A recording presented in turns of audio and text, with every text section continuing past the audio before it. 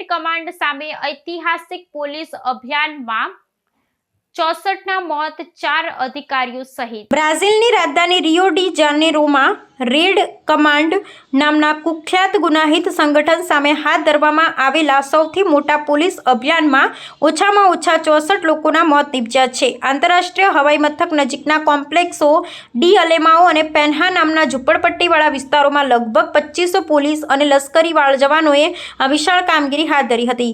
આ સંઘર્ષમાં 4 પોલીસ અધિકારીઓ સહિત 64 જણના મોત થયા હોવાની અધિકૃત માહિતી મળી છે અને રાજ્યના રાજ્યપાલ કલાઉડિયો કાસ્ત્રોએ આને રિયો રાજ્યના ઇતિહાસનું સૌથી ઘાતક પોલીસ અભિયાન ગણાવ્યું છે।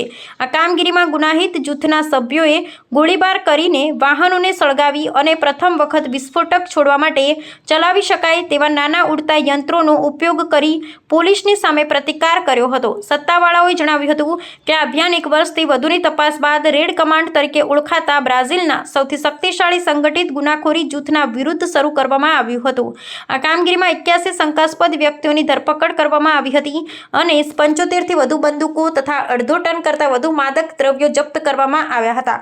સંયુક્ત રાષ્ટ્રની માનવાધિકાર સંસ્થાઓ આ પોલીસ કામગીરી અંગે ભયાનક લાગણી વ્યક્ત કરી હતી અને દરેક મૃત્યુની ઝડપે અને સંપૂર્ણ તપાસની માંગ કરી છે। માનવાધિકાર જૂથોએ આ રક્તપાત સામે ઉગ્ર વિરોધ નોંધાવ્યો છે અને જવાબદારી નક્કી કરવાની માંગ કરી છે। આ કામગીરીને કારણે લગભગ 64 શાળાઓ બંધ રાખવામાં આવી હતી અને સ્થાનિક વિશ્વવિદ્યાલયે વિદ્યાર્થીઓને ઘરની અંદર રહેવાની વિનંતી કરી હતી।